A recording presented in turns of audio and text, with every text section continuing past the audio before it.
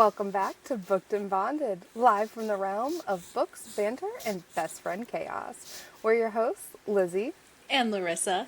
So grab a snack and get a great beverage, and let's get bonded over Fourth Wing.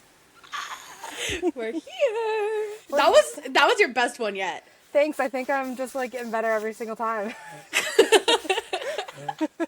The first time, how many takes was it? Honestly, it wasn't that many for the first time of saying something so long and not looking at it. Well, I will say the first, episode 0, the intro episode, that one took me a couple times because it was different, it was longer, and I was really nervous. But this one, it's now just kind of like a... But you're not even reading it. I don't think you understand how good you are at memorizing something. I still would be reading it right now. It's something you have to do. What you drinking today? I have an Olipop. I have crisp apple. Oh, that's my favorite flavor, Olipop. It's my last one. So sad. What's your favorite Olipop flavor? Probably the grape. I haven't had that in a long time. I need to go get some. It reminds me of the sparkling grape juice from New Year's, and it's just it's very, very good. What about you? That. I am drinking a French vanilla latte in a skull cup because that feels Fourth Wing-ish. Nice. But then I have a blue butterfly straw coming out of it, so I don't know what that means, but it feels poetic. Let me crack this baby open and... Do you have a snack? I have a protein shake. A protein shake. Yeah. Oh, the Chobani ones. I love those.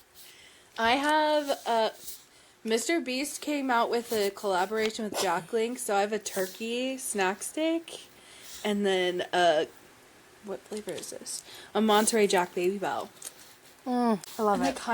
They both have a tealy vibe. They're different colors, but it's like a similar color scheme. Not that matters. Do you have any bookish updates? Yes, if I can think about them. Okay, I finished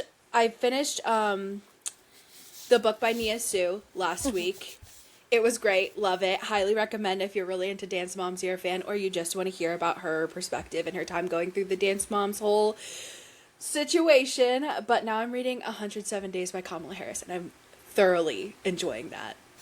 Nice. Yeah. I love it. I have been a bad reader this week. That's okay. It happens. I've been watching the Brian Walsh case. There's a murder case on him, so I have been watching court all week. So I really haven't had the energy to also read. So that's what We should plug who you watch. I watch Emily D. Baker, the best, the amazingest. I swear, I watch her for court cases. She does 9-hour streams, and I watch. It's insane, but she's so entertaining. She's so smart. I was thinking about this, and she is analyzing court cases while also reading chat and talking back to chat. And I'm like, my brain cannot do that, ma'am. It's one or the other. But yes, I love her. So that's what I have been watching and enjoying. But I am hoping to get back to... I'm still reading The Most Wonderful Crime of the Year. So I'm hoping to finish that up this week. And then I'll have to... I haven't had... Other than Fourth Wing, I don't have anything else on my, currently reading. So I'll have to find a new book. Maybe you can squeeze another winter/Christmassy one in before the new year. Definitely can. They're short and sweet, so... Yeah, I need to read one, but I've been so into autobiography/memoirs right now, which is strange because that is not something I typically want to read. Yeah, that's true. But we're here. I've also, all of my TikTok right now, because I'm trying to make sure everything is book talk related and themed, on my whole feed, only book stuff. I watched a girl get a whole hand inspired, they're tiny and they're so cute, tattoos of all of her favorite books, and it was so pretty, and I am obsessed with it. I can't even remember who it was, but that just came to mind. I have so I'm active on our podcast TikTok, and I have been just seeing, these are my top 5-star books. These are the books I read. And I'm just like, okay, guys, I need you to stop because my TBR is getting way too long. Should we look? How many books are on your TBR? I don't want to look. Does it tell us a number? I don't know. I will say when Oh, I yeah. switched, Yeah, it does. when I switched over from Goodreads to Storygraph, I don't think all of my content switched over, so... Same. Okay, mine's not as bad as I thought. What is it? Mine is only 48 right now. 48 on your TBR? Yeah. Girl! Do you want to know mine? I will say the last book I added, though, was a while ago, so I wonder if, like, it's just never seen. Okay, what's yours? I'm scared now. 552. Well, my issue also goes, and this is probably a solely me issue, well, unless you read based on mood, is I will be like, okay, what's, like, when I finish this book, what's my next book? Well, luckily it's Christmas time, so I'll just do a Christmas book. But if I want to go, it's like chunks of moods, and it's like, what mood am I in? And I'm like, I'm not in that mood anymore, so I don't want to read any of these books. I felt that. I cannot, I'm going to take it, because, I think I can finish 50 books before my lifetime. I don't think you can finish 500 books. Yeah, I cannot finish 500 books. Considering I'm on my 21st book this year. Well, how long am I going to live? At least 68 more years. That's so long. That sucks, girl. I do think if I start listening to more audiobooks, I could power through.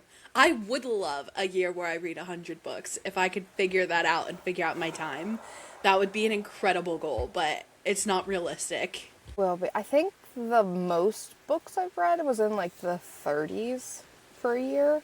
That's so cool. And it definitely was like a year where, I think it was the year like a bunch of series. I've like finished a bunch of series. So it's easy to me because like I can't, if a series is out there and finished, I'm going to read them all. Like I'm going to find a way to read them all because I don't like cliffhangers. Right now I'm at like 16, I believe. 16 or 17. The question is, why is Happy Place on my to-read section when I've definitely read that? See, I also feel like there is that time in like, sometimes I'm wondering if it's like, because I don't always like put, hey, I started the book on this date and then finished it on this date. So I feel like sometimes it doesn't recognize that I've completed this book in this year. What's a book that's on your TBR that you absolutely feel like you want to get to within like the next month? Oh, God. Okay. This is hard because I'm not in like the headspace that I've been in. I definitely want to finish Flawless while I'm on break so I can finish the physical book, get it all done, and end it before the new year starts. So that's going to be my first goal. There are a couple. One that I see right away. I want to read Beartown by Frederick Bachman. I've heard such good things about it, and also I don't know. I'm in the mood to read from a guy's author perspective because I do not read many male authors. So that's when I want to hit pretty soon. I don't think I read much male author either. That's because they don't write for women. Facts. Girl, I don't think I have one. My issue is like, all of these sound like great books right now, but I'm not in like a dark romance mood or horror mood. I just found a couple on my TBR that maybe both of us might like for this season. Are you ready? Okay. 'Tis the Season for Revenge by Morgan Elizabeth. It's fictional contemporary romance, and it's fast-paced. And then, I don't know why the name is making me giggle. I'm like blushing. Oh my gosh. Okay. Big Nick energy.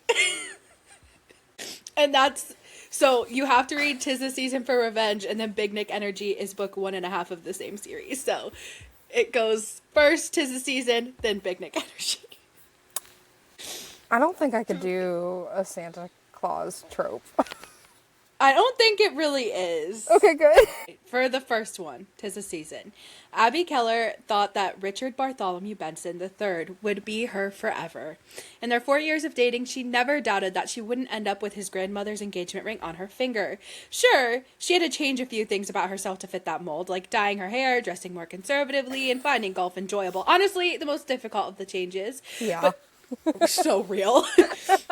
She was sure at the end of it all, it would be worth it. That is until he leaves her crying outside her apartment wearing a Halloween costume, having broken it off with her because she's just not serious enough. Oh. She was just fun, he tells her, and now that Richard has become a partner at his law firm and his sites, he needs to focus on work. So, she does what every girl does when she's broken up with. She calls her friends, gets drunk, dyes her hair, and formulates her plan for revenge. It just so happens that the universe supports her efforts and gives her the perfect match to prove to her ex that he made a huge mistake. His boss. What a power move. Abby starts dating the founding partner of Richard's law firm, Damian Martinez, with one thing in mind, convincing him to invite her to the huge annual Christmas party as his date. But when the relationship starts to become something more than casual dating and Abby sees that the tough New York lawyer has a soft side, will she be able to follow through with her plan of deceit? 'Tis a Season for Revenge is a contemporary Grumpy Sunshine age gap Christmas romance. I think I could do it. I think I could do that one. I found it on Libby. Oh, perfect. You know what I so think silly. do you think I know what I'm realizing? Is my TBR is so low because I truly am such an impulse reader where it's just like, oh, that sounds good, I'm just going to read it and not afford it. I love that you do that, though. I'm like, I need to finish this, and this, and then maybe I'll get to that later.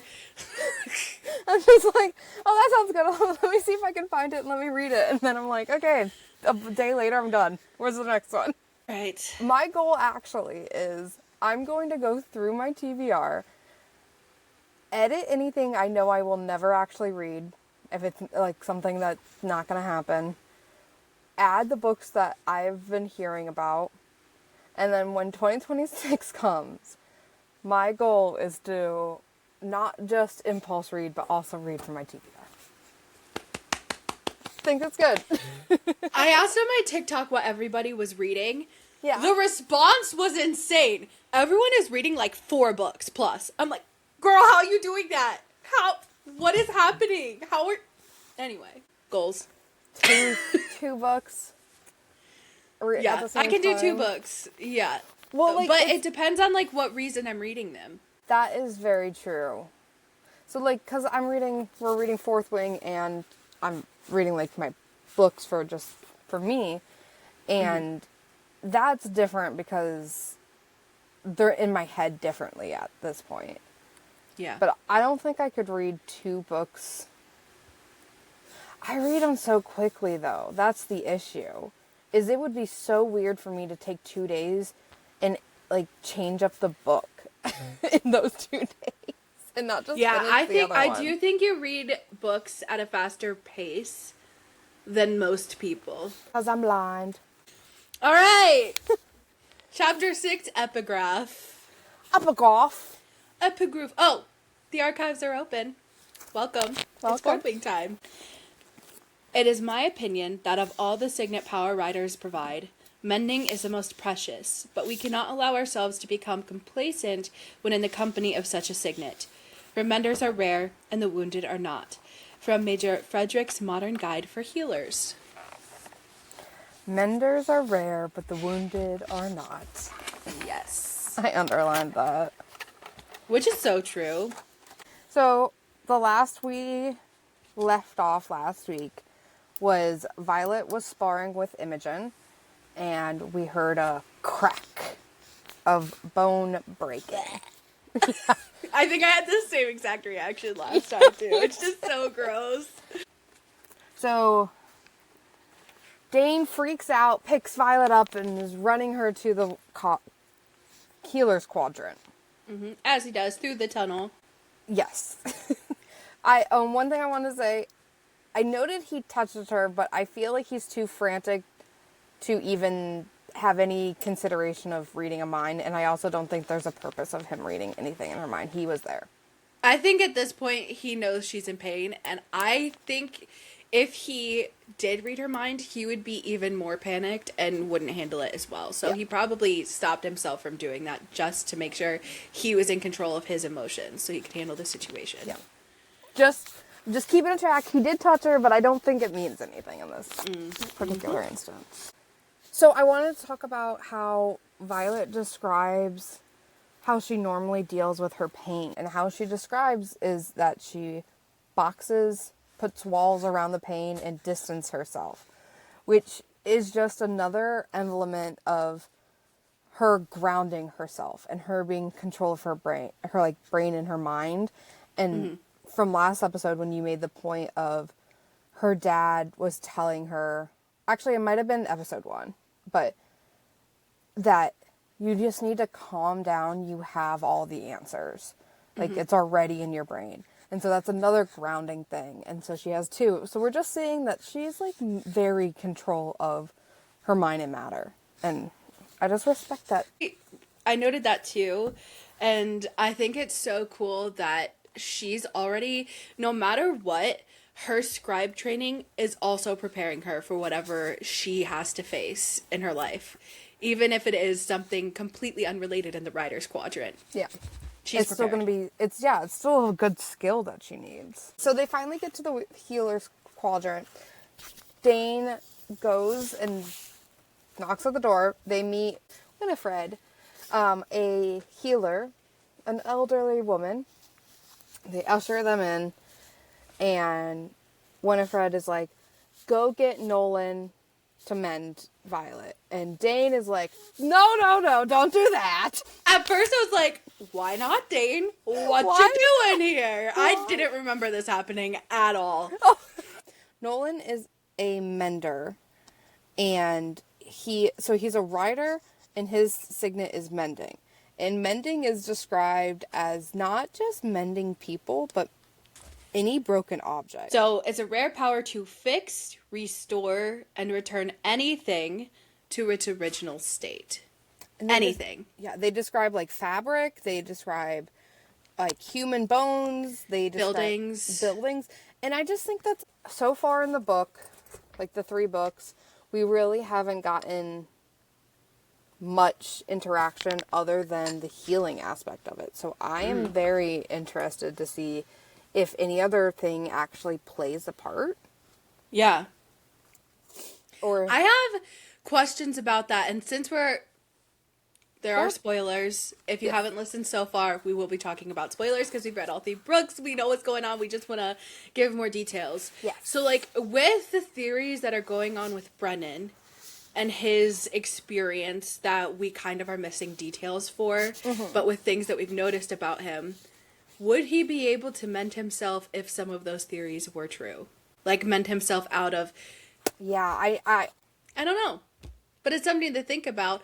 Well, also, go ahead. I was just going to say, like, in the next line, or in the same chapter, Violet is thinking how Brennan... Spoilers! Violet still thinks Brennan's dead. He's not. Yeah.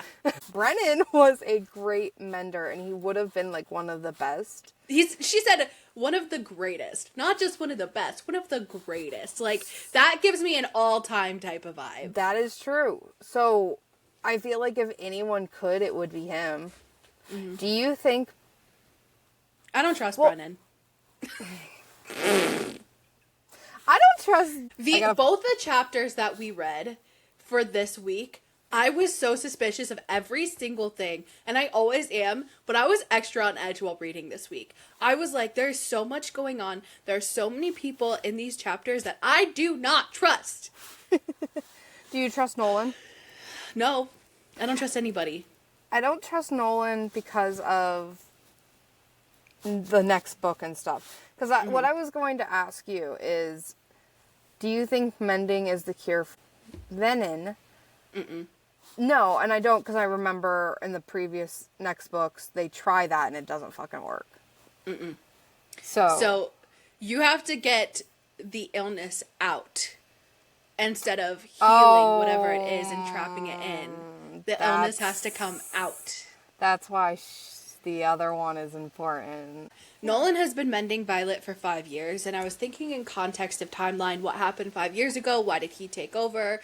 Why are he and Winifred, which are married, by the way? I didn't remember that. But why have they been the ones who are mending Violet? Which it makes sense because at that point, when she was around 15, I think that's the time when her mom got moved to the college to take over.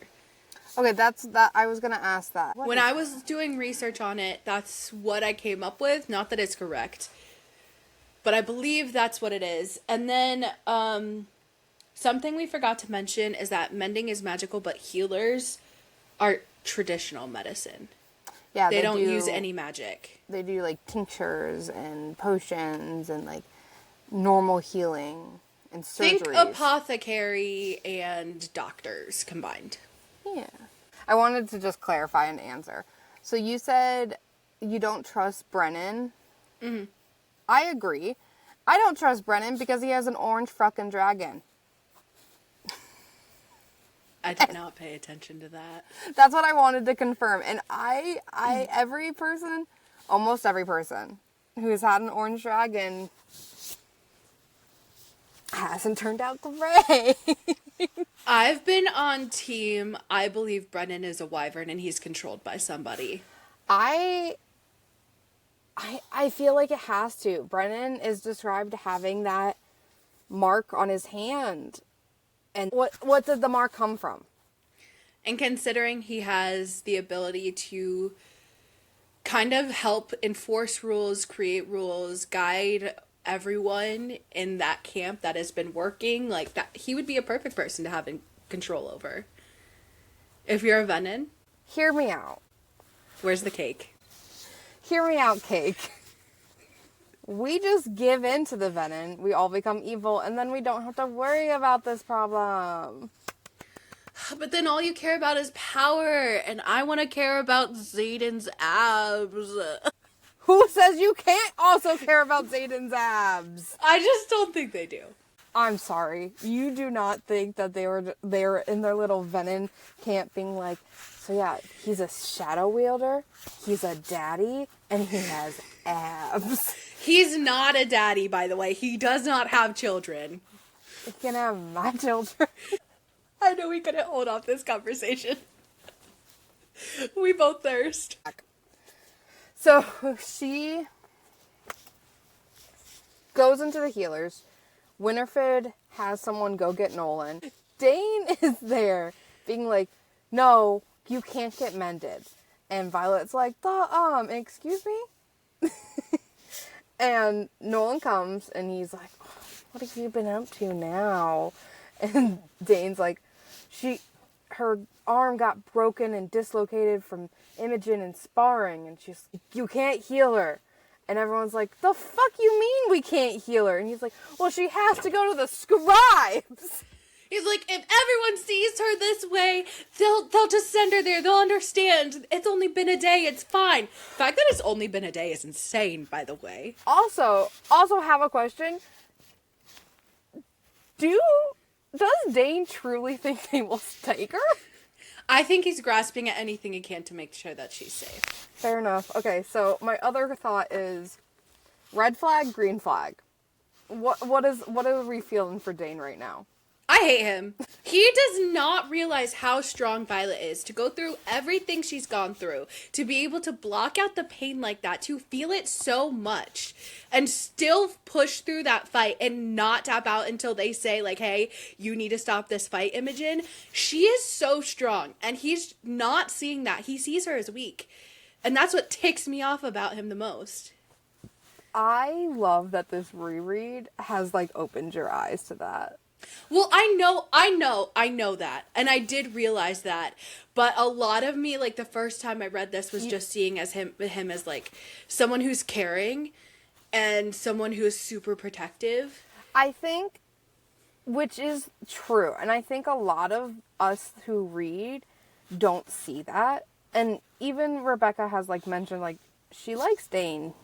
Like, she doesn't understand why everyone hates him so much. And so I think, yes, it deep down comes from a good part. He just wants to protect her. But he is not allowing himself to see her as the whole picture and how as she's grown. And it's consistent through this whole book. And I don't think it is until later. And I do think that he starts to have an arc where he's realizing, like, oh shit, she's powerful. She's strong. She can do this. Let me support her instead of trying to hide her. I do think that she has always been strong and she has always been capable, but she never has shown it to him because I don't think she's had to. she could rely on him. She could kind of lean on him in situations like that, but he also just never wanted to see it. Yeah. And it's really hard when you have a huge freaking dragon behind you being like, come any closer and I will burn you to the ground. I cannot wait. I can't wait for dragons. I love the dragons. Oh, the quips. So I agree. I think it's a red flag right now. I think Dane needs to figure out his life priorities. He's blinded by his need to be in control and his need to make sure that she's safe. Yeah, I agree. But this whole time, I do respect Violet being like, no, I'm not going to the scribe. Like, she has in the back of her head, she knows her mom's just gonna drag her back. But she's also like, dude, no, I'm here. I'm gonna survive as much as I can. Yeah, no matter what, I'm pushing through this. I can do it. I do want to point out that Winifred is Violet's mom's friend. So General Sorengale is a friend with Winifred. And Winifred was like, do not send your daughter into the writer's quadrant. Are you insane? And her mom is like, I do what I'ma do.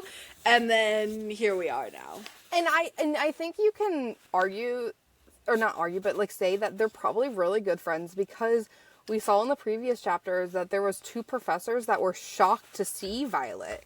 So it's not a well-known thing. So Winifred has to be someone that Lilith kind of was like bouncing ideas off of, being like, you've been with my family for a long time.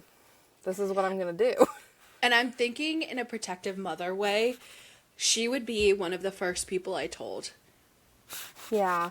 You need to be here for my daughter because she is going to need you. She's going to break and she's going to need someone on her side to help her heal. And this reread, the fact that I cannot tell you how many times I've read Fourth Wing. Like, Iron Flame and Onyx Storm, I've only ever read Onyx Storm once.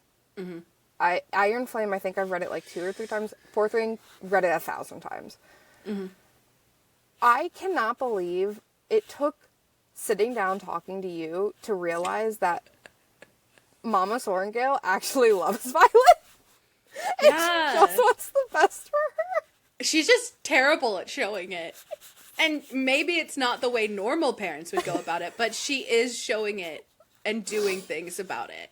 I don't know if it's a green flag for my own parents or not, but like, I was fully convinced that she just hates Violet. I think I was convinced until the huge sacrifice that she made. Even then, I was just like, she did this for Brennan, not for Violet. I mean, he is her favorite. Yeah. The fact that we all know he's her favorite is crazy. So to help Violet handle the pain, she's given this amber liquid. I think it's called like Lias serum. I have no idea how to pronounce it. But it makes her drunk. Yeah, it makes her high. Yeah, that's a better read. So she can't feel the pain. Nolan was kind of figuring out what happened, and I love this line so much. I don't have the exact line, so I am sorry, but it's Dane is talking about how Imogen was the one who dislocated and broke her arm, and Nolan talks about how he never thought it was right that they were conscripted. So this is like our real true Yes. first moment that we realize that the marked ones were forced to be in the Riders Quadrant. They did not have a choice. I have the exact quote, and I also have thoughts on this. Please say it. We have never forced conscripts into that quadrant ever. Where are they forcing people to go to outside of this quadrant? Infantry for sure. I feel like because it's like first line, you force someone to go there that has done something wrong, they're just a weapon at that point. And this goes back to us saying, oh, they have to pass the test. People still don't have a choice. If you're needed on the front lines, they're going to take you there, even if you haven't taken the test.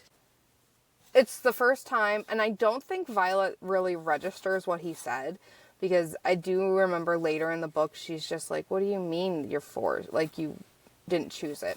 But it's the first time us as a reader were realizing that they didn't choose this, and the reason that they're put in the Riders Quadrant is because more people die in the Riders Quadrant than any other one. Like, the infantry, obviously people die, but it's probably after you leave the school and not during. So I think the government thought that it was the quickest way to get rid of them without having to get their hands dirty. But the quote I wanted to my stomach. I agree. I think it's disgusting. The quote I wanted to go to was Violet in her high state. She was like, well, she's one of Fen Ryerson's Cerberus. This is her reading imitation. I love that. And I'm a soaring girl, so I get it. I love Violet's mind. She is so understanding of everyone's perspectives. She gets it. Oh, yeah. She's just like, I think it's just ascribed. You hear it from different points of view. You're not telling your own story. You are telling others. So I think that is just another skill of her scribe. Yeah. Which is a great one. Green flag. Yeah. Okay, what was the quote that you wanted to talk about?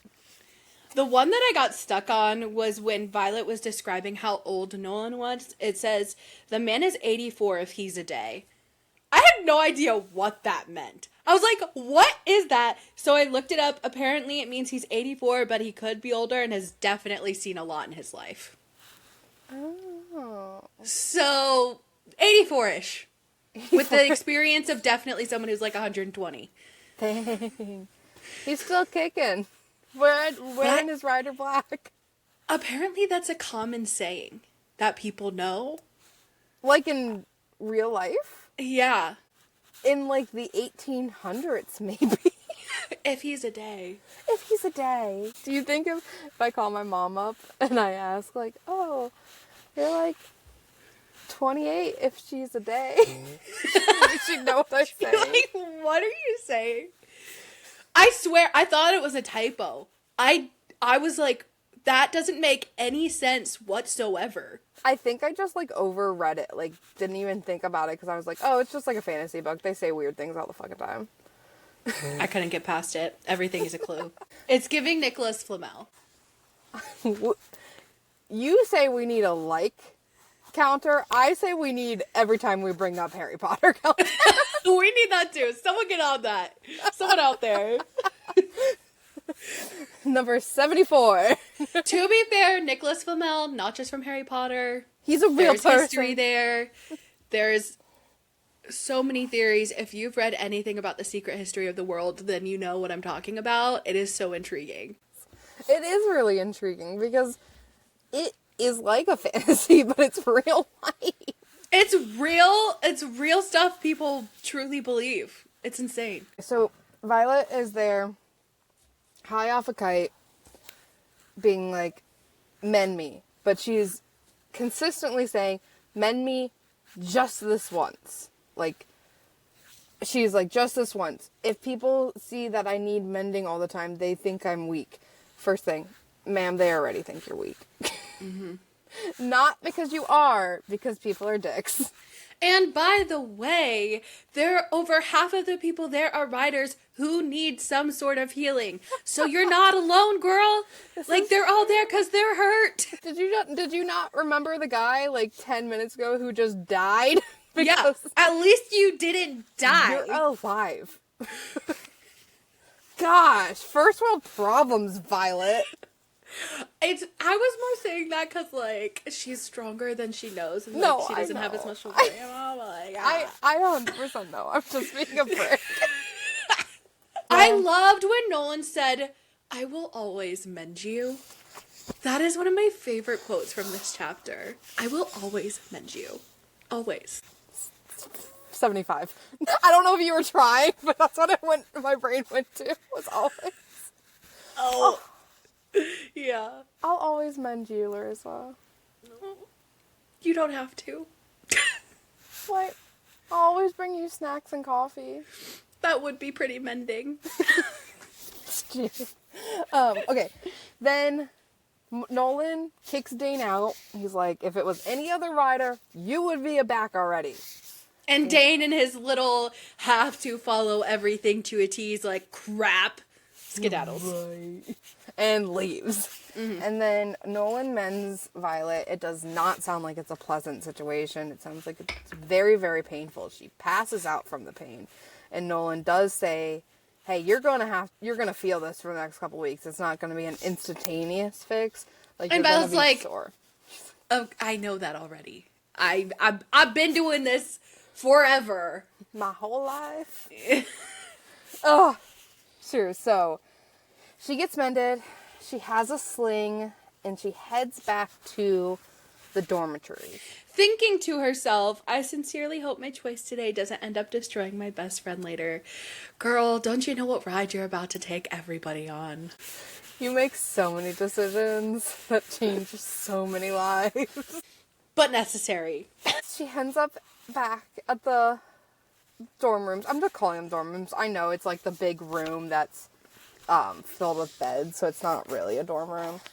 And girl, this is the most shocking thing to me. Like, she goes through a very painful experience, goes through the second most painful experience, and then she's just back and she's having conversations and it's time for bed and she's like, yep, just went through it, but like, I'm good. I wouldn't be out of the hospital yet. She reminds me very much of my husband. He is gone through so much crap, and every single time he has another surgery or something else happens, and he's just like 2 weeks later, he's like, I'm good, going back to work. And I'm like, dude. Literally, that's like the first thing out of his mouth. Every time it's been, when can I go back to work? I'm ready. He wakes up. When's work? I love the fact that he can just move past it. It definitely is like a skill that I don't personally have, but it's like Violet, like, she just knows, like, I'm hurt, but I gotta keep going or I'm gonna die. Yeah. And I respect that a lot from people that have true pain and true obstacles to climb through, and just are able to be like, I understand that this is an issue, but we are gonna just keep going because there's no other option. I respect that. And what else I respect is a loyal friend. And you know who's a loyal friend? Ree. Ree was so worried about our girl Violet. And I love the fact that, like even Mira, Violet's sister, is like, don't make friends, make allies. But I feel like Ree's like, no, you're my friend. You're my ride or die. Yeah, she's like, I already love you. So I don't know what that talk is. We're ignoring that. We're besties now, so you have no choice. She's super sorry. And then Ree doesn't hug her because she doesn't want to hurt her. And then Violet sits down, and then Tara comes walking around, and Ree's just like, ooh. Look at her curvaceous body tea. We love it, and we love it. The other day, I was writing up something for socials, and I was like, hey, like, how do you spell Sorengale? Like, I just couldn't think about it, and Larissa was like, it's 2 R's. And I was like, oh, yeah. And she was like, yeah, everything has 2 R's in this, except for Tara. And I was like, yeah, because she only has 1 R in her life. It's Ree.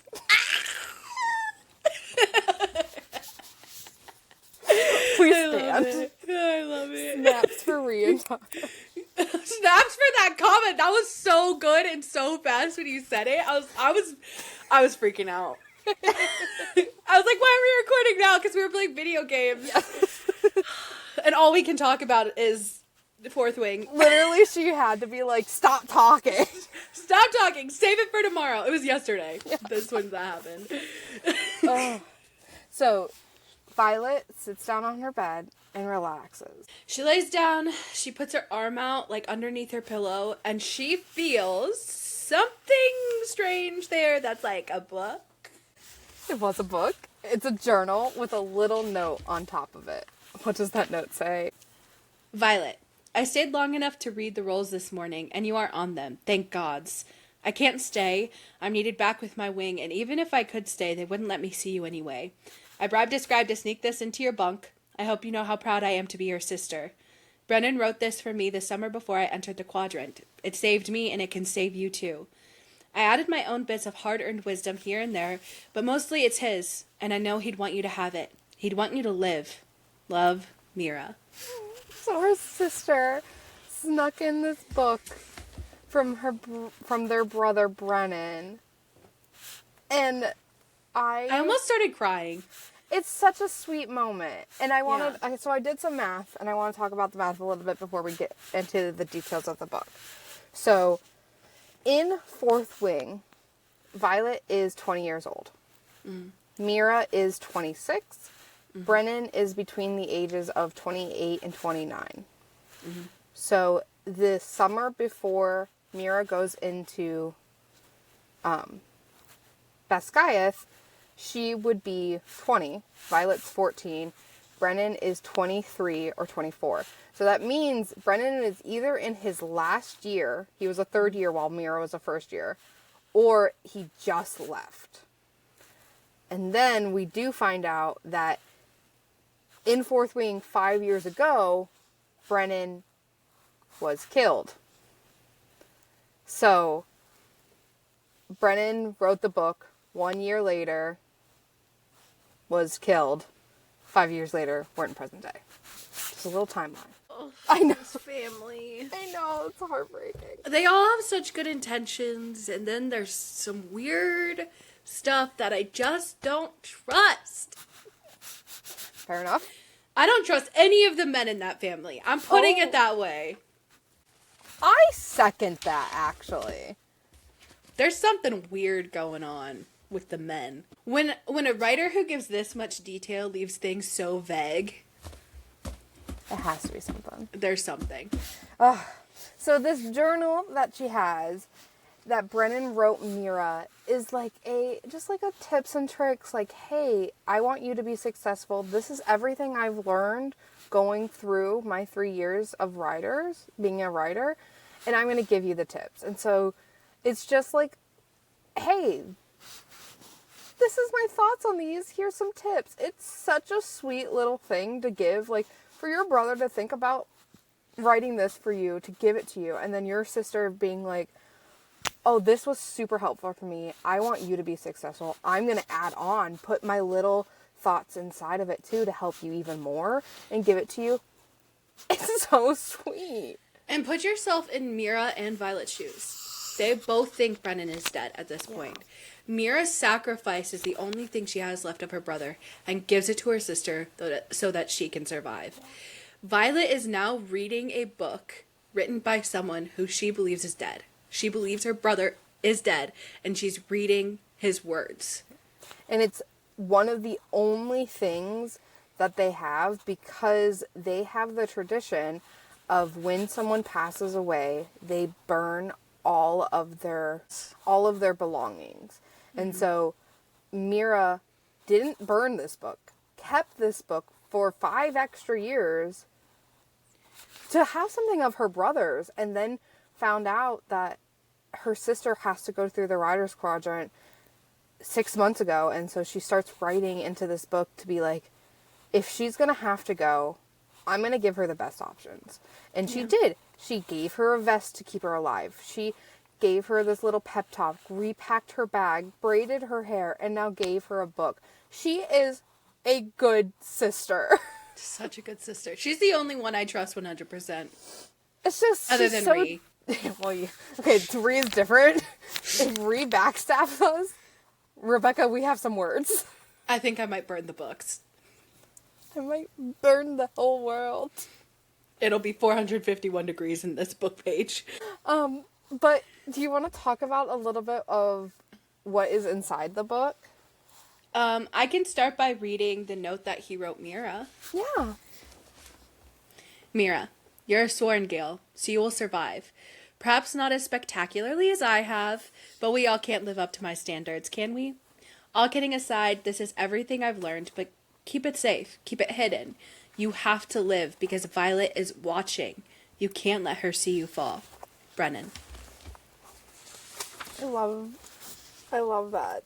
I'm trying to figure out, the only line I have questions about is Violet is watching, you can't let her see you fall. It feels like that has other implications that I'm not sure I completely understand yet. I agree. I feel like that's an odd thing to say. Mm-hmm. Oh! What? He knew. You think he knew? He was already a part of something else. He knew. I think, at least. Well, if timing is like he is already out of the quadrant and it's been a year, it would give him plenty of time to actually see what's happening, actually get involved with something else. Mm-hmm. And because he has so many skills that are important to the cause, they would have accepted him and he would have already been working towards leadership. And then he would also potentially know what Violet means to the scribes. And his... Maybe. I don't know when Mama Southern Girl figures it out. That's my only thing. But I definitely feel like he knew about the Venom, knew about the rebellion, knew about that kind of stuff. At minimum, he knew that his life could be a lot shorter because of everything that's going on. Yeah. That's like the least I think he knew. But I think he knew. Okay, I like it. Okay. So, inside this book is a lot. It is. You survived the parapet. Good. Yeah. Thanks, bro. He gives a layout, so a map of where the classrooms are and where the instructors meet. And what else does he give? He gives some advice that I want to talk about real quick. Be observant. Check. Violet's really good at that. Yeah, great at that. Way better than me. Don't draw attention to yourself. Failed. Violet, you failed that day one. But she was born drawing attention to herself, and it's not her fault. True, but I just kind of think it's funny, because it's like, ma'am, you had 2 rules, and you failed one of them. 50% is not passing, but it's better than 0. That's the teacher in you. Yeah, they have the map of each person, and then he starts talking about the hand-to-hand combat matches. And it's something that Violet has been worried about this last chapter because she just had assessments and she literally had her arm broken. And so she's really, really worried. And Brennan drops the little nugget of fact of it is not random who you're matched up to be. The teachers already know after assessment day who you're going to be matched up to see to draw out the weak links, basically. And so Brennan's saying, if you know where to look, you can find out who you're matched with. And Violet starts having a little blossom of hope because she said, if I know who I'm matched with, I can start the fight before we even get on the mat. She is so smart and I love her. Good thing she brought a book. Which also, Mira already had context for this journal. She knew that book would come in handy. She did! She was like, fine, you can have that one. But not this other one. That could be very important, Mira. Okay, and then we close and open chapter 7. Chapter 7, Epigraph. We actually have 2, which I have so many thoughts on. Maybe not so many, but important thoughts, I think. Okay. In the best interest of preserving peace within Navarre, no more than 3 cadets carrying rebellion relics may be assigned to any squad of any quadrant. Addendum 5.2, Basgiath War College Code of Conduct. And following this, we have, in addition to last year's changes, marked ones assembling in groups of 3 or more will now be considered an act of seditious conspiracy and is hereby a capital offense. Addendum 5.3, Basgiath War College Code of Conduct. So they do not want the marked ones being friends with each other. They don't want them in more than groups of 3. Specific number. Mm-hmm. We do find out why. Melgren, who has the ability to see the outcome of battles, he cannot see anything when there are more than 3 marked ones together. So this is solely just to keep control of the marked ones. So, looking at verbiage and language. Yeah. In the first addendum, 5.2, not actually 5.1 or 5.0. In 5.2, the kids are called cadets carrying rebellion relics. A year later, in 5.3, they are now called marked ones. I think it's derogatory. I think it is too. I do not mean it in that way though when I say it. It's just so much easier than saying Separatist kid. Separatist. Ugh. It's Navarian. Sounds weirder in my brain than that. I was trying to say because you're a Navarian. I was trying to think of like what each like nationality was. Okay. But yeah, so I feel like it is a little derogatory. They're probably pissed because they were like, oh, they're not going to make it. And then they made it. They're like, these guys. Make another rule. They can't be friends. That's pretty much what they're trying to do. Yeah, because they're like, well, they can't have a rebellion if they aren't allowed to be together. And then also, if they're not allowed to be together, Melgren can see any kind of rebellion coming. Yeah. Poor kids. Like, literally. They did nothing. They're babies. They're 20 when they're going into this. They lost their families. They lost everything. They had to see their parents die. They had to see where they came from get completely destroyed. They were placed into these new homes, and now we're just like, you can't be together in groups more than 3. We really don't want you to live any longer just because of what your parents did. And we're gonna call you marked ones just so everyone knows you're different than the rest of you of us. I wonder what was the instance for them to, like, what was Melgren trying to see? Yeah. But then realized he couldn't. And it could have just been a general of like, okay, well, they're going into the Rider Quadrant. Could this be a bad thing?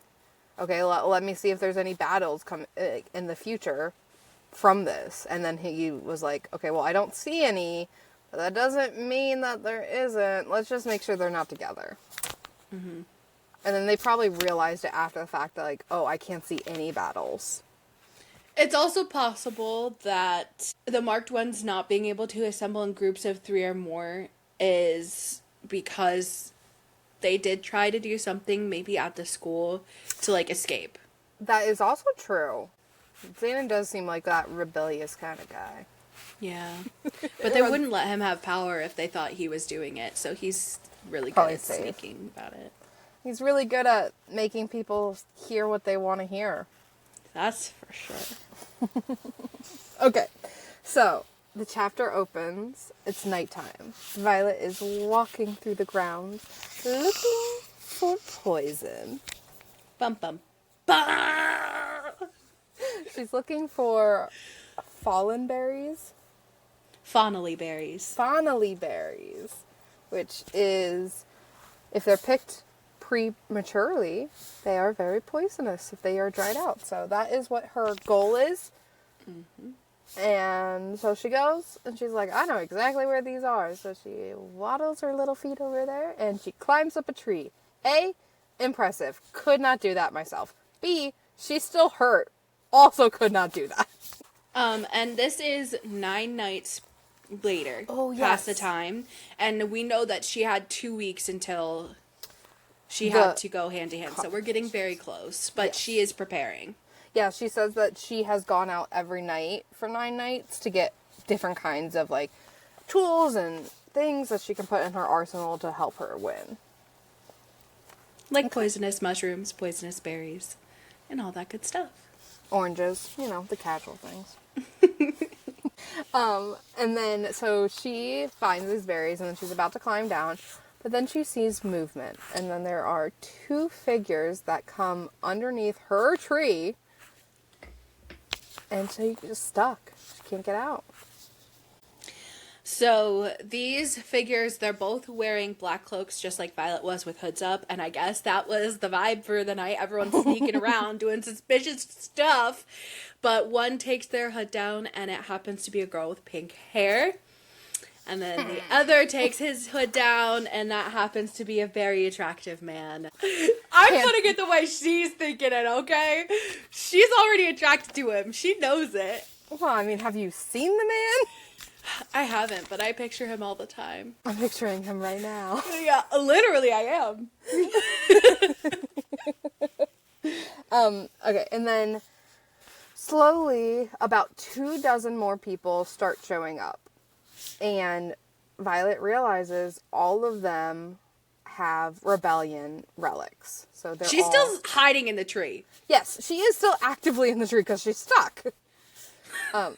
So she sees that there's about 24. I'm going to continue to call them marked ones because it's just easier.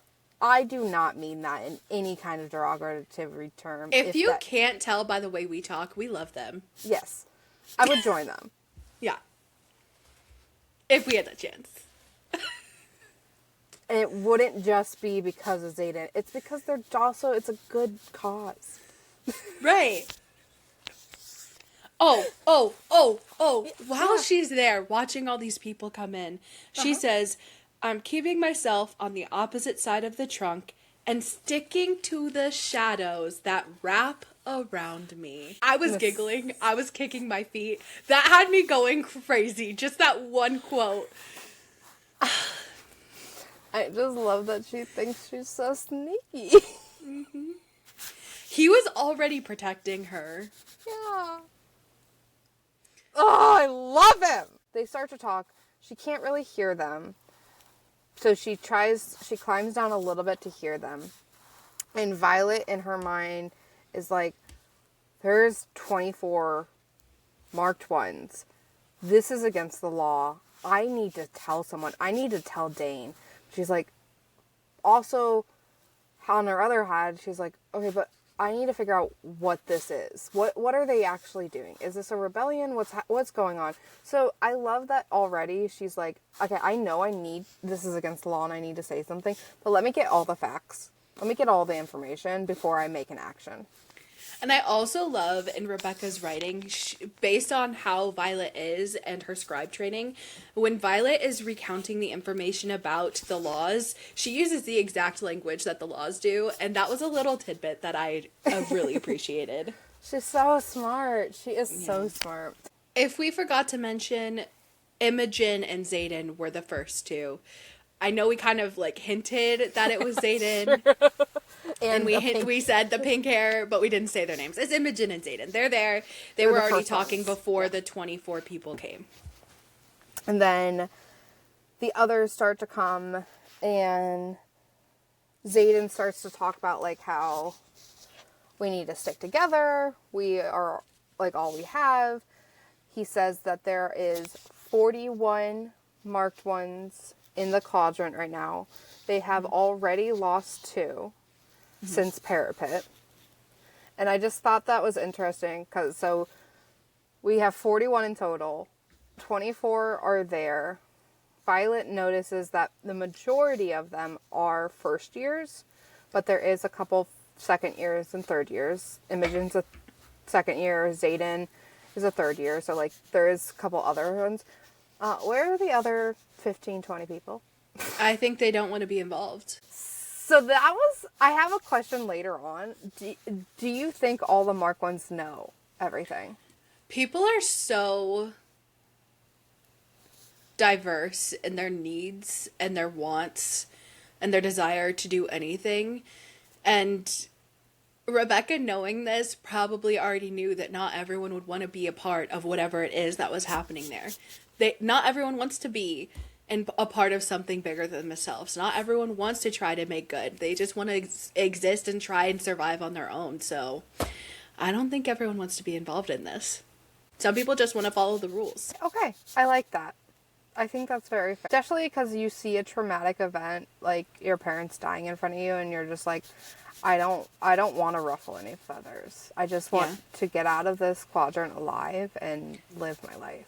It's also possible that he also mostly just did this meeting for the first years, and he had his, like, core people who could come and help talk to them about kind of what's going on and what they do and what they've been doing for 2 years as a group meeting in secret all together. He also could have a couple people keeping an eye out to make sure that, like, the Danes of the world aren't just, like, looking around and being like, where are 15 first years? Yeah. And why are they all the marked ones? So, all good possibilities. Yeah. But I also, the other number I wanted to say, we don't find this out in this chapter particularly, but in total there are 107 separatist kids. So not all of them are in the quadrant now. Some of them are still younger. Some of them are no longer with us. But just some numbers. I'm a number galley. Do you imagine... I'm thinking in both perspectives. Like, watching your parents die and immediately having to go and conscript into the Riders Quadrant, or being so young and watching that traumatic event happen, growing up in a place that you don't know, and having this in the back of your mind that you have to go to the Riders Quadrant for that many years waiting. It's like knowing your own death. It's like... Yeah. I mean... A lot of them, I feel like, strive, and they're, like, we meet the character Liam, who is, in Violet's world, or words, like, the best cadet ever. I love him. I think he's my favorite. He is the perfect golden retriever. But I think, in that aspect, he knew he was going to have to go into this. He's a first year now, so he's known for 5 years, and he is really skilled, so I can definitely see him learning the skills to be able to be successful. So there is that chance of, like, this is going to be my death, or I have this time to prepare and survive it. And the reason we meet him and we kind of get to know more information about him is because Xaden asks who's having trouble with hand-to-hand, and they all raise their hands. Not all of them. Liam doesn't, for sure, but a good chunk of them does. And Xaden is like, oh my god! Why can you guys just not do the things I need you to do? If you're thinking as Xaden at this point, he's probably like, why do I have to do everything? Like, why do I have to problem solve everything? I am trying to do the best that I can, but y'all are freaking annoying and you need to do work by yourself because I can't do it all. Anyway, he's a good leader and he doesn't say all of that out loud and he starts to problem solve. Green flags, great leader. He problem solves, and we are introduced to a couple other upperclassmen. So we already know Imogen is there. We meet Bodhi and Garrett. Garrick. CK at the end. Also, I tried so hard to try to differentiate them in this chapter. Mm-hmm. Still the same person in my brain. Okay, well, let me help you with some of their, like, visuals. Okay. Garrick is super pale with huge shoulders. Like, super, super broad. He He is double the width of most of the first years. That's how she describes him. Oh, shit, like a linebacker? Like bigger than a linebacker. This guy is ginormous. Okay, okay. So he's super wide. Okay, but he's pale and wide. And he's a third year. And then we have Bodhi, who is Zayden's cousin. So he isn't pale. He has this tawny brown skin. He has some black curls. He has a ton of patches because he's a great fighter and a great rider. And he's a second year. And Garrick is a third year. Yes. Do you remember that? So we meet them. Zayden decides, he's like, okay, separate yourself between Imogen and Garrick, I believe. Mm-hmm. And they'll help you with... I have a question about this. Yeah. Because it says it's the people who need help will be divided among Imogen, Garrick, Bodhi, and then a fourth person. Liam? I assume, but it doesn't say. It is so ambiguous in the language that I don't know who the fourth person is. I assume it would be Liam. I would, yeah. If not, then maybe there's just like an unknown upperclassman. That's pretty chill. Quinn. We haven't met her yet. I like Quinn. Yeah. But yeah, so they separate. He's like, get with them. They'll help train you, and like stay in groups less than 3. Like they're not gonna like look another eye, like bat another eye at that. And then he is like, okay, what else can I help you with? And a first year is like, can you help me get home? Like I don't want to be here. I can't do this. I can't be here with all this death and all this awfulness around me. I want to go home.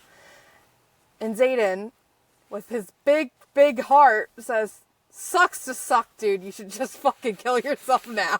No, he says you're gonna die. If you already have that thought process, there's nothing I can do. You have to want to survive yourself. You have to work for it. I know. But it was just so cold. But it's truth. It's the brutal honestness of like, if you have that mentality, no matter what I'm going to say to you or what I'm going to do for you, nothing's going to change for you. Yeah. One of the kids, one of the marked ones is like, why do you think I'm not going to tell? And Zayden is like, if you tell, I'll know. He knows everything. He knows everything. I will know before you even tell that you're going to tell. Is really what he means there. Uh-huh. He knows if you actually want to tell or not. Yeah. And we'll find that out later in this chapter too, like so specifically. And he's like, is there anything else I can actually help with? And a girl's like, battle brief. And she's like, it's not that I can't understand it, it's just so much information. And he's like, he says something, I hope you have I have it. Okay, perfect. He says something that I'm like, okay. And this is what made me think, does everyone know? Like, do all the marked ones know? Okay, so this is on page 83. Zayden says, keep what you know, but recite whatever they tell you to. Boy! It's like, just because you know in something, or you have a little more insight, don't say it. Just say what they've said to you. At minimum, everyone who is at this meeting right now knows. I think they have to know at least some part. Mm-hmm.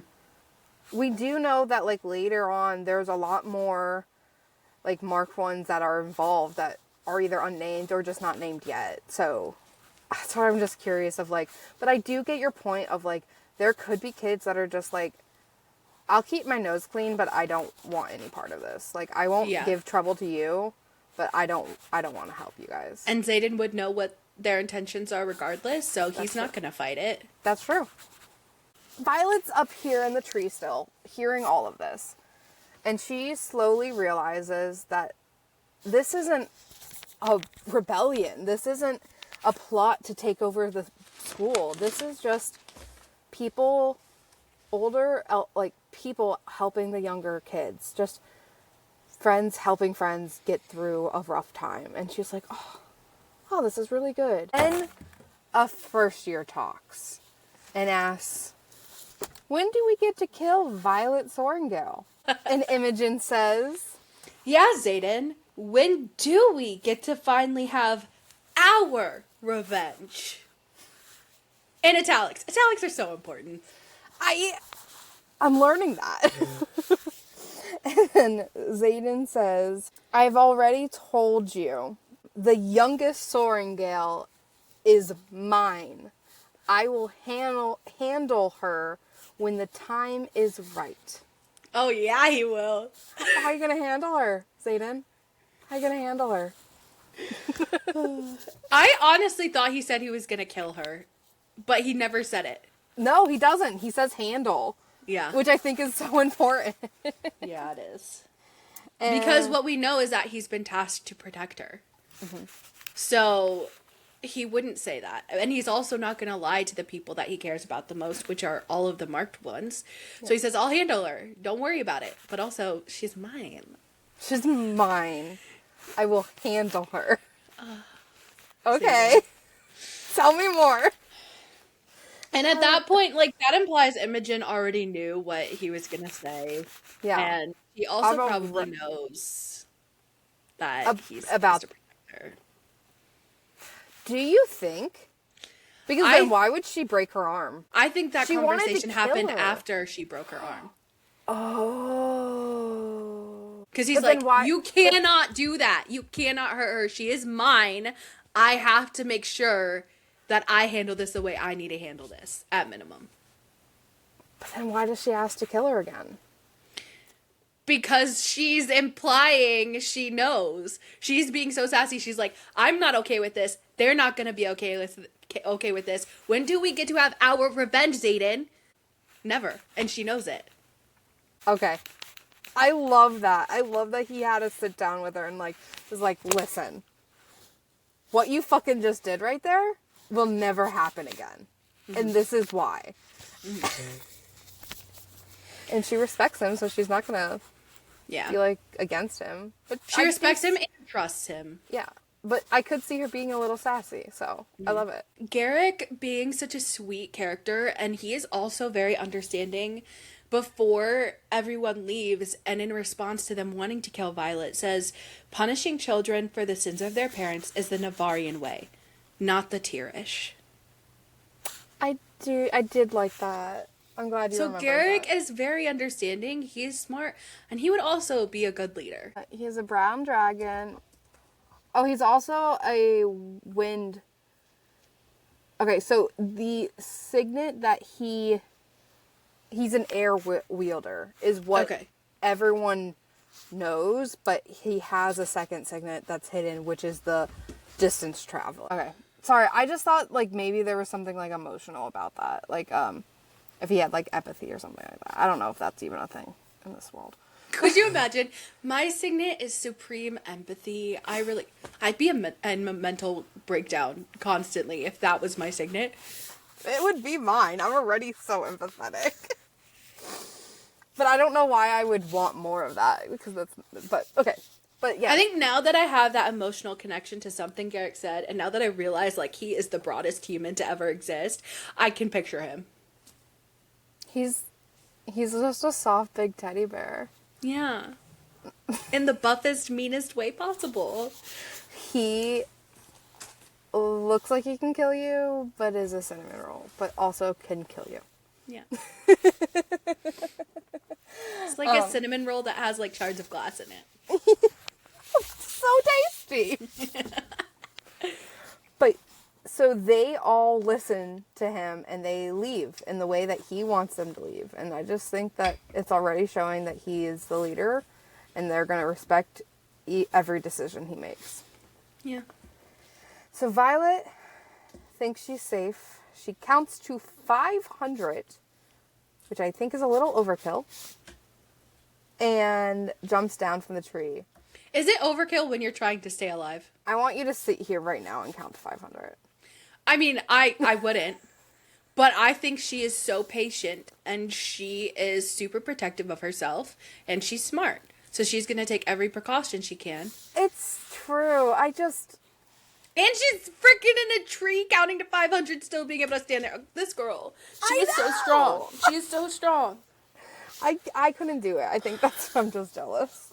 Yeah. So she jumps down. Thinking nobody is possibly there at all. She counted to 500.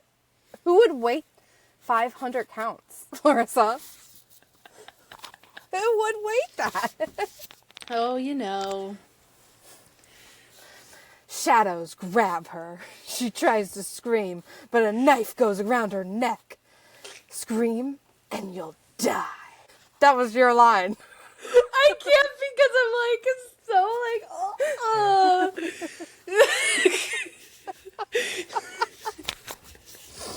So Zayden is there. He caught her. And she's like, how did you know? And she's like, I hate this line. I'm sorry. I do. I hate this line of, was it my perfume?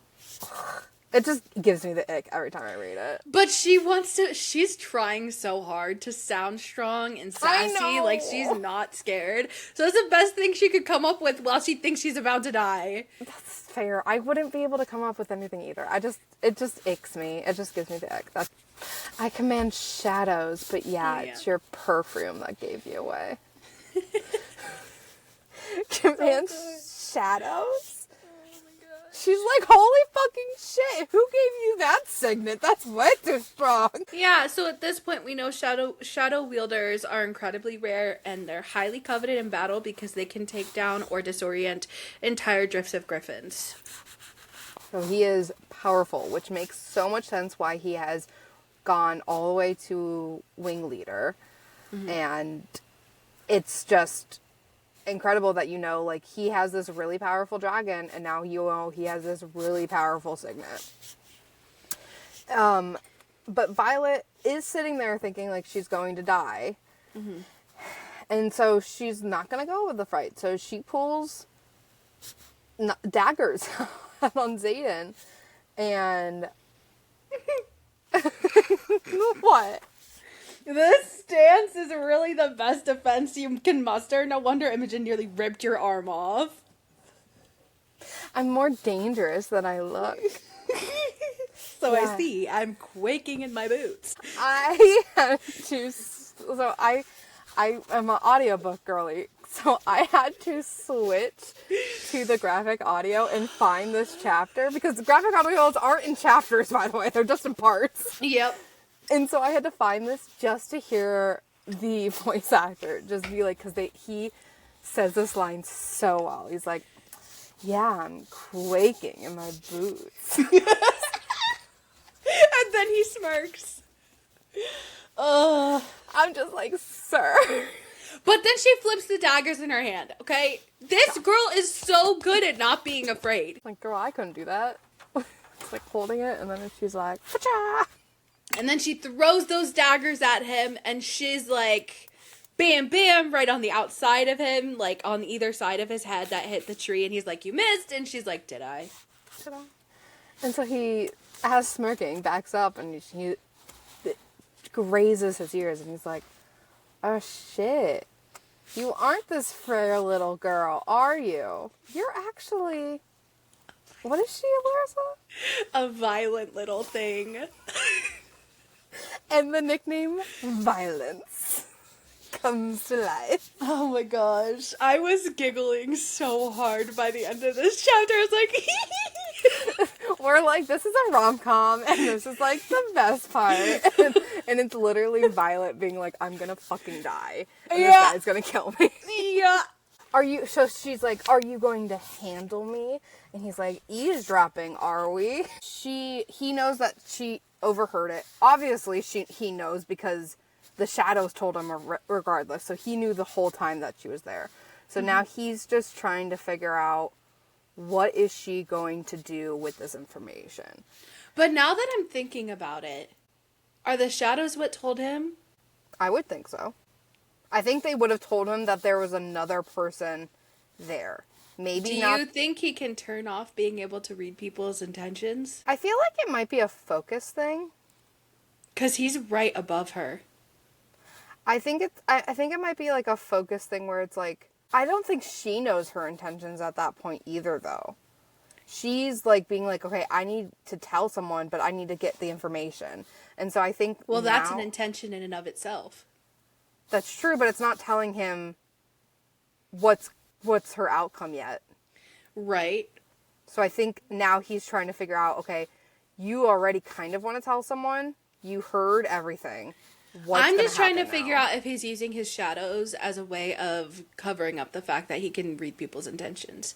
Saying the shadows show me people are here instead of him being able to be like, someone's right here. Oh, I didn't think about it in that way. Okay, I'm sorry. I was thinking about it in a different way. So my two big thoughts on that is it would make sense because a lot of the times he talks about like how he can hear things in the shadows. And he can't read minds. Like, we know he reads intention. I feel like the shadows do say something, and maybe, but I think he can feel it. Yes, Feel like something. it's like a grid, and he's like, okay, there's a disturbance in B12. But maybe he didn't know it was her, but his reading of the intention would indicate like, oh, it's Violet. That would work together so well. It would. That's why he's so fucking powerful. Yeah. I love that we're talking through that. So maybe he knows she was there. He knows that she was going to tell, but he also knows she wanted to hear all the information. Mm-hmm. So now he's just trying to figure out what's your next step? What are you going to do?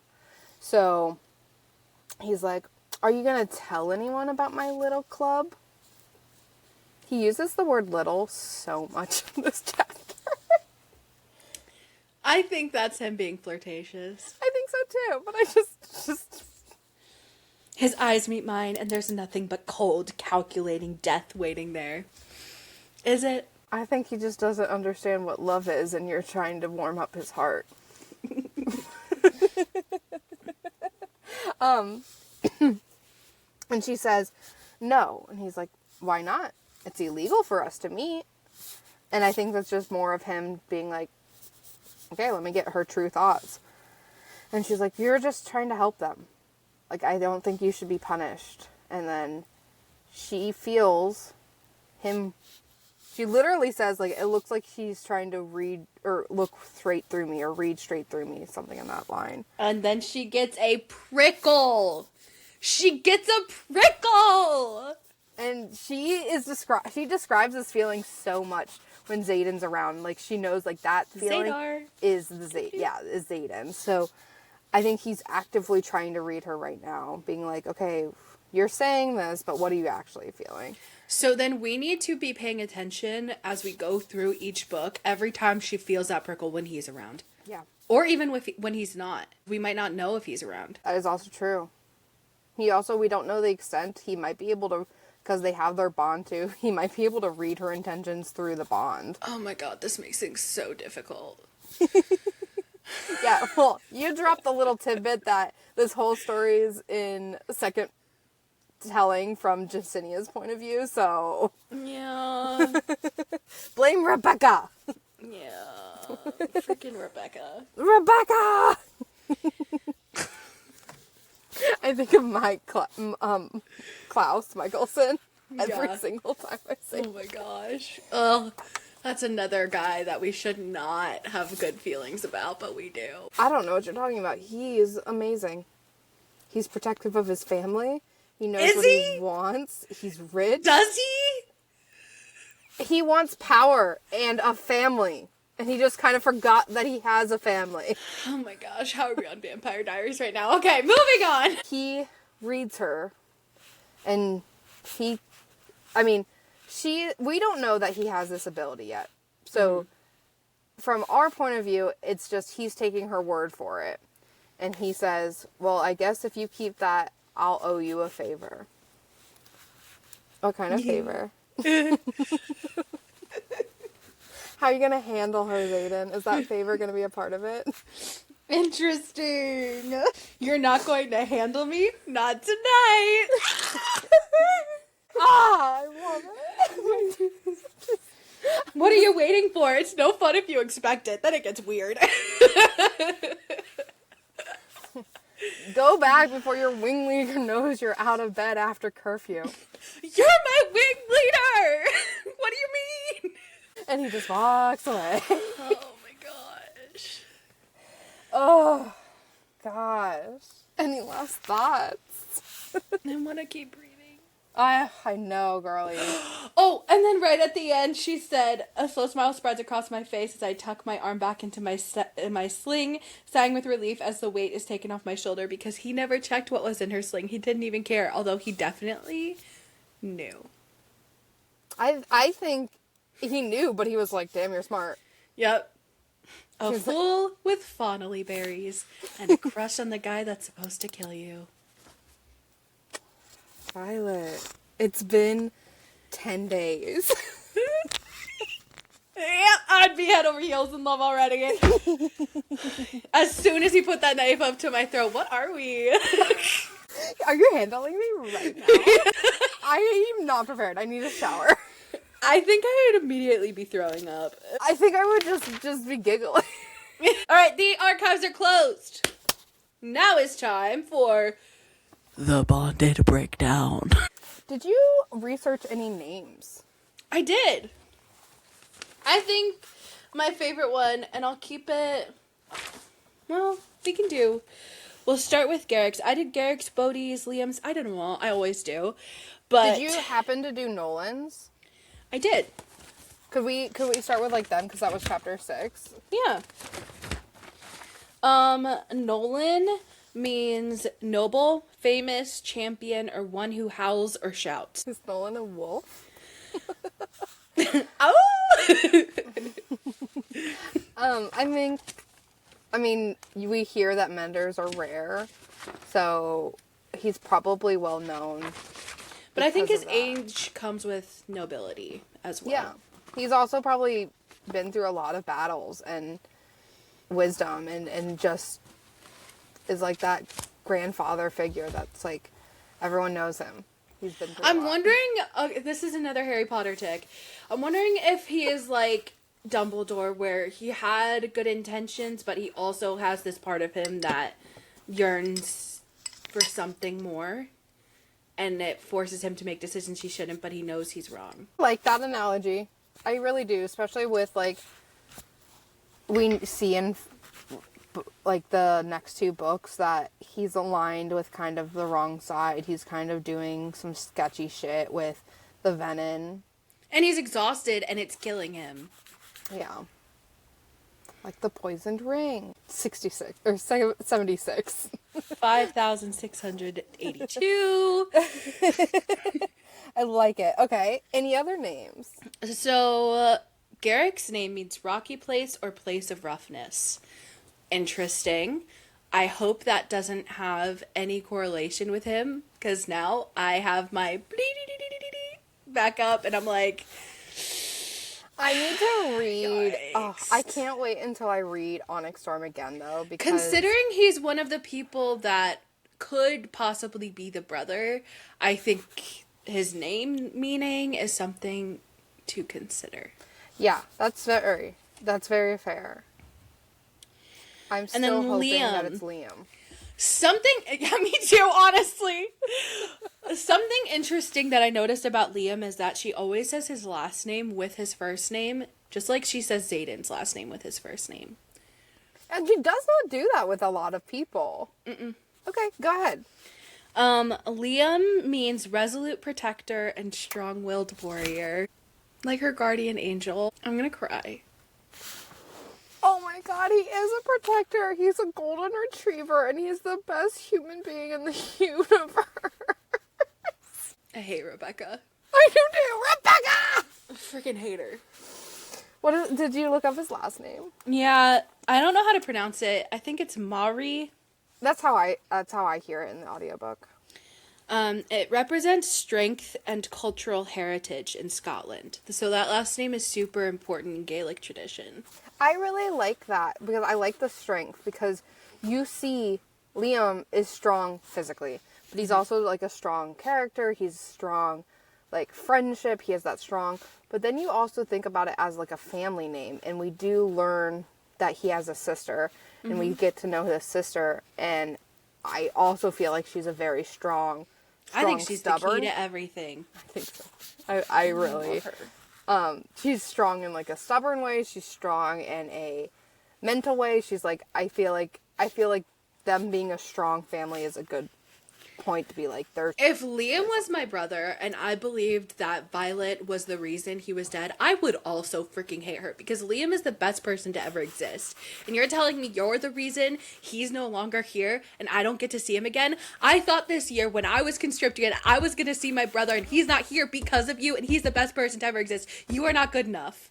Yeah. You are not good enough to replace what I need from my brother. He's so good though. Rebecca. Yeah. Okay. Bodhi. Bodhi. I looked up his first and last name because he does not have the same last name as Xaden. So his name is Bodhi Duran, or Duran. I don't know how to say his last name. I don't remember seeing his last name anywhere. I had to Google it when I was looking it up because I was like, I don't remember seeing it anywhere either. His first name means awakening or enlightenment. That is a crazy name to give somebody. He has a green dragon, and his signet is countering. He can like stop other people's signets, can't he? Counter or suppress other riders' signets. Invisible. Through theories persist, he secretly possesses a second signet related to invisibility or enhanced hearing through wards. Enlightenment. But he also like takes away other people's signets. That's like his power. Doesn't really click with like enlightening and stuff. Which is possible that it means nothing and she just liked the name Bodhi, or it comes from something personal, because she does base characters off of the people around her. But I do want to pay attention for that. If his second signet is being able to hear through walls, that would be enlightening for sure. That would. What has he heard that he does not hear? Duran or Duran, his last name, means exile, stranger, and wanderer. That just makes me think of the brother.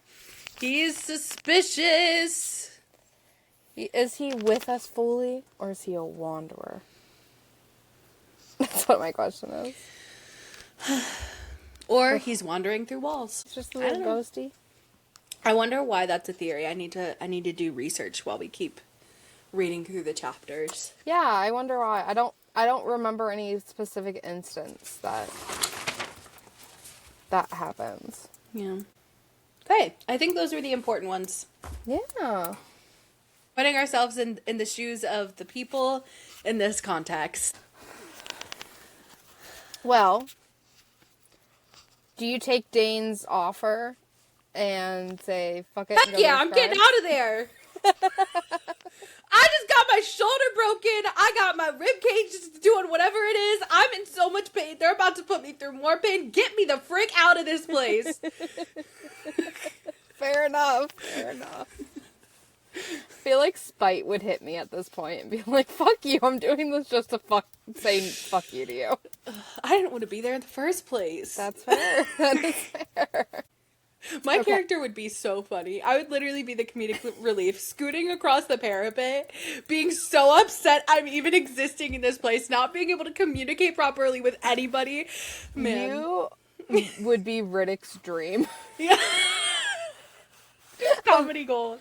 Riddick would be like, I'm gonna get close to this one.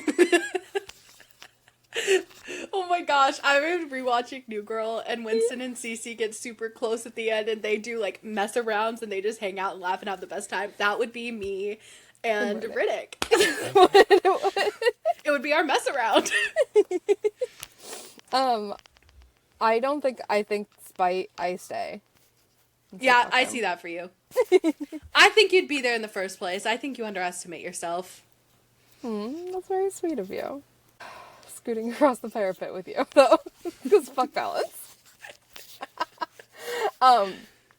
Okay, so let's say you are a marked one, and you get this, like, message saying, hey, like, meet underneath this tree at this time. Do the kids all know each other prior to this? I feel like a majority of them do. They kind of grew up together. The younger ones might not because they were separated at that point. But they're all pretty close in age, so maybe they do. And they probably trauma bonded. Yeah, I agree with that. Well, if I got that message and I was a you marked go? one, I would go just to see Zayden's face. Fair enough.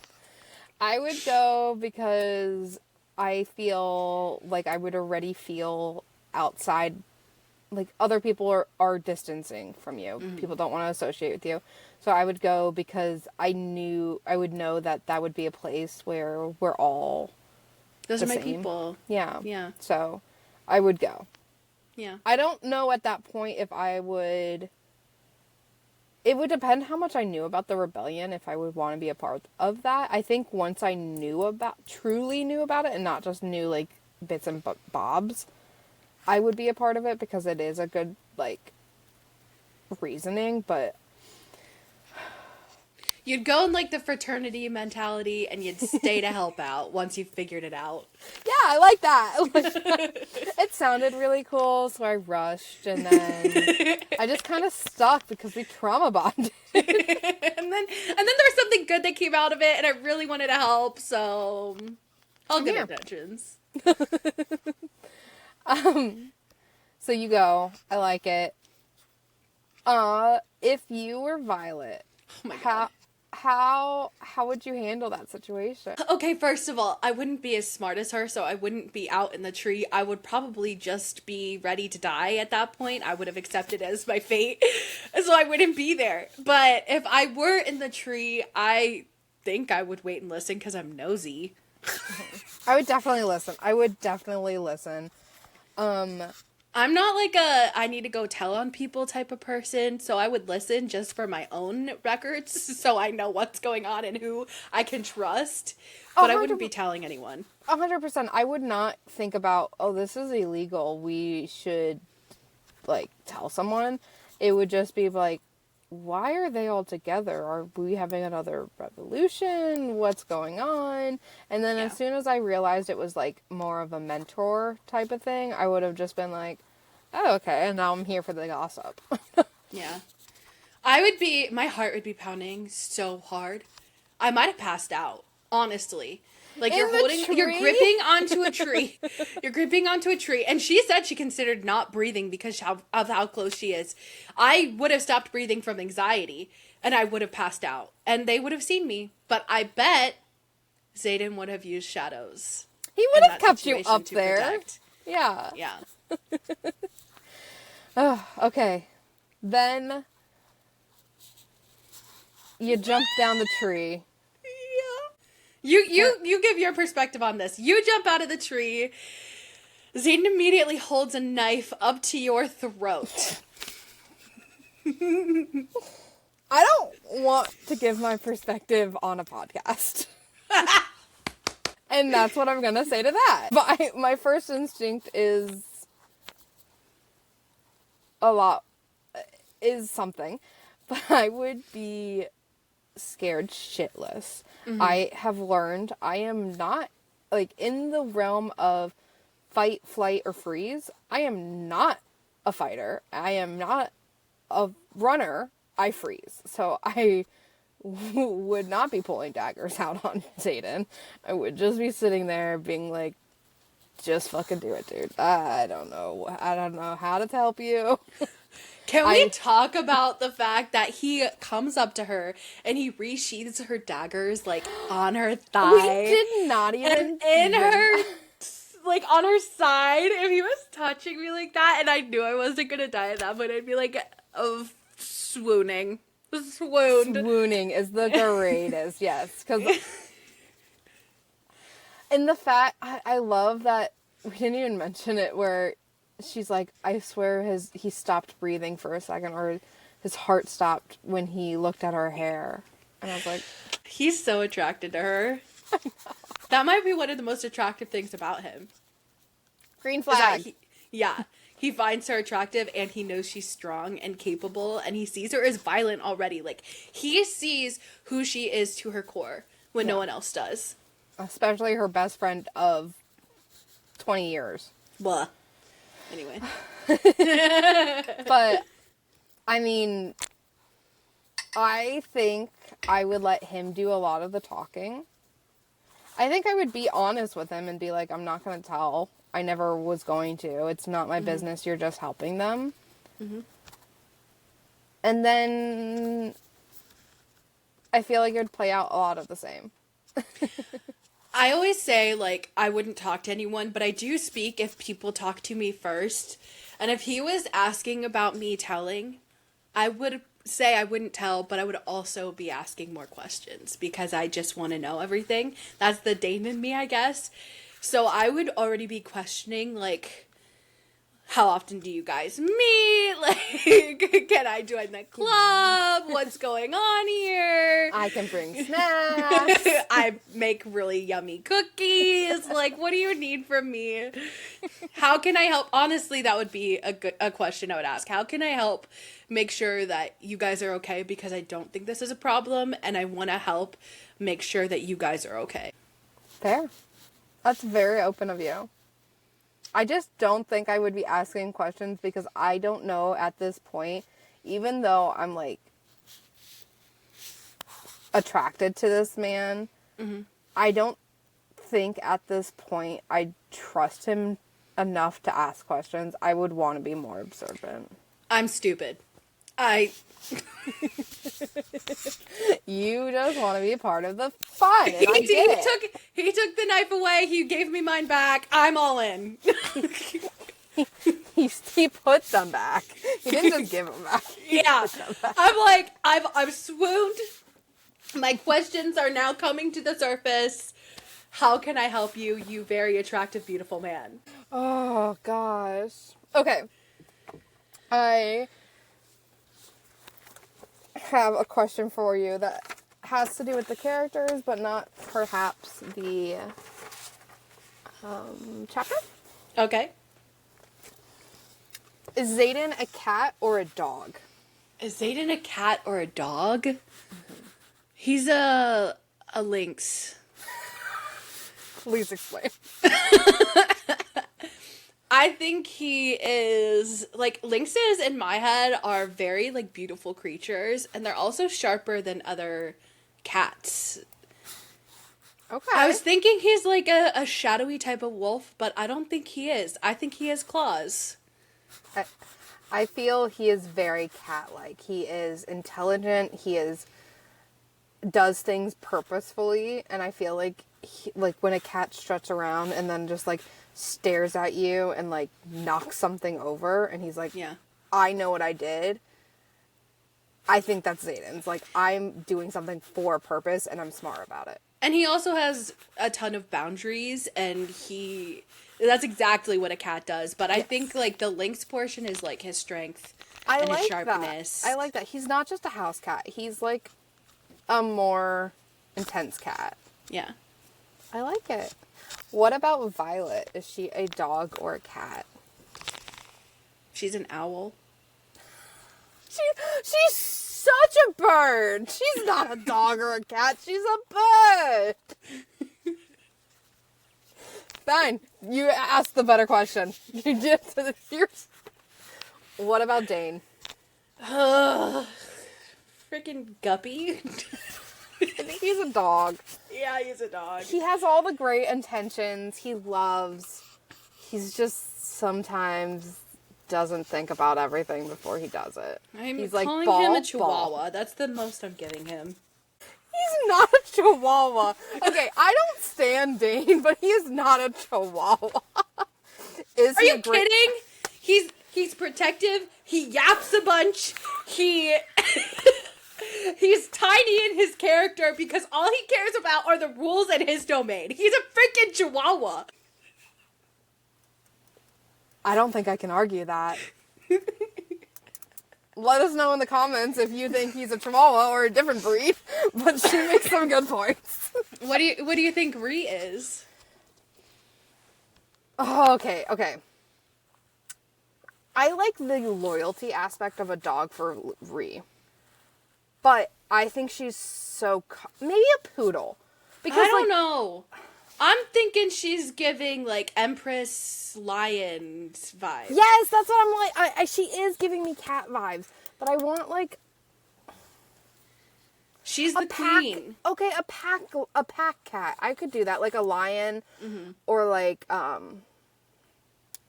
She's a lioness. She's the empress. Yeah, I'm okay with that. She's beautiful. She's the one that gets shit done. And they're also loyal to their pack. I love that, actually. Yeah. Okay, she's a cat, but Yeah. she's a lion. A lioness. Oh, I love it. Is there anything else before we want to close? Just make sure you ask us all your questions that you want to ask. Send us your hot takes. Give us reviews. Leave a 5-star review on Spotify if you're watching on Spotify. Give us a like if you're watching on YouTube. Ask us any questions you have. Give us your book opinions. Tell us any mini stories you got. Tell us if you're in these situations, what you would do, and who you think. Dog, cat, bird, plane, jet. I don't know. Whatever you're feeling. Tell us what what they're like. And make sure you're answering any poll questions that come up with every episode as well, because I've been doing that too. Yeah. And you can see us on Instagram, TikTok, YouTube, Spotify. We post a couple different contents, not just the podcast. So if you want to see behind the scenes or any other little niches, we're there too. Us being super goofy. Yes, just our normal self. And then next week, we are going to be covering chapters 8 and 9, and 9 from both Xaden and Violet's point of view. So, really exciting. Read those chapters, and then we'll get back and we'll touch back. And until then, thank you for joining us. I hope your snacks were amazing, and your drinks refreshing. Till next time, we're booked and bonded. Bye.